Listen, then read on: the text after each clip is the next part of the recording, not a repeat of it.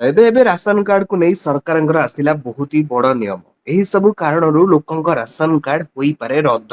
ଯଦି ଆପଣ ଏହି ଭୁଲ କରୁଛନ୍ତି, ଆପଣଙ୍କ ରାସନ କାର୍ଡ ହୋଇଯିବ ବନ୍ଦ। ବିପିଏଲ କ୍ୟାଟେଗୋରୀରେ ଆସୁଥିବା ଲୋକମାନଙ୍କ ପାଇଁ ରାସନ କାର୍ଡ ଏକ ବହୁତ ମହତ୍ୱପୂର୍ଣ୍ଣ ଦସ୍ତାବିଜ।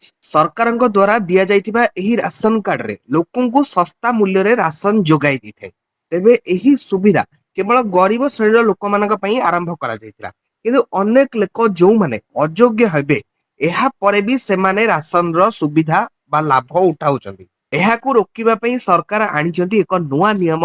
ଏହା ଅନ୍ତର୍ଗତ ଅଯୋଗ୍ୟ ହିତାଧିକାରୀ ରାସନର ଆଉ ଫାଇଦା ଉଠାଇ ପାରିବେ ନାହିଁ। ଯଦି ଆପଣ ମଧ୍ୟ ଏକ ରାସନ କାର୍ଡ ବ୍ୟବହାର କରୁଛନ୍ତି, ତେବେ ଆପଣଙ୍କ ପାଇଁ ଏହା ଗୁରୁତ୍ୱପୂର୍ଣ୍ଣ ଖବର ରହିଛି। ସରକାର ଘୋଷଣା କରିଛନ୍ତି ଯେ ଚଳିତ ବର୍ଷ ଅର୍ଥାତ୍ 2023ରେ ରାସନ କାର୍ଡ ଧାରୀ ମାନେ ମାଗଣା ରାସନ ଲାଭ ପାଇବା ସହିତ ଯେଉଁମାନେ ଅଯୋଗ୍ୟ ହେବା ସତ୍ତ୍ୱେ ବି ରାସନ ସୁବିଧାର ଲାଭ ଉଠାଉଛନ୍ତି, ସେମାନଙ୍କ ଉପରେ ସରକାରଙ୍କ କଡା ନଜର ରହିଛି। ଏବେ କିଛି ଦିନ ହେବ ଦେଖାଯାଉଛି ଯେ ଅନେକ ଅଯୋଗ୍ୟ ବ୍ୟକ୍ତି ମାଗଣା ରାସନର ଲାଭ ଉଠାଉଛନ୍ତି।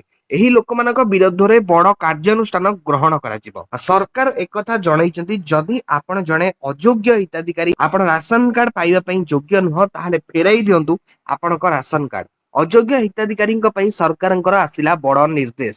ଏଥିପାଇଁ ସରକାରଙ୍କ ତରଫରୁ ଲୋକଙ୍କ ନିକଟରେ ଏକ ଆବେଦନ କରାଯାଇଛି ଯେ ଯେଉଁ ବ୍ୟକ୍ତି ରାସନ କାର୍ଡ ପାଇଁ ଯୋଗ୍ୟ ନୁହଁ, ସେମାନେ ତାଙ୍କ ରାସନ କାର୍ଡଟି ଫେରାଇ ଦିଅନ୍ତୁ। ଯଦି ରାସନ କାର୍ଡ ନ ଫେରାଇବେ, ତେବେ ଖାଦ୍ୟ ବିଭାଗ ଟିମ୍ ଓ ଯାଞ୍ଚ ପରେ ଏହାକୁ ବାତିଲ କରିଦିଆଯିବ। ଏପରି ଲୋକଙ୍କ ବିରୁଦ୍ଧରେ କଡା କାର୍ଯ୍ୟାନୁଷ୍ଠାନ ନିଆଯିବ ବୋଲି ମଧ୍ୟ ଏହିଭଳି ଅପଡେଟ ଆସୁଛି।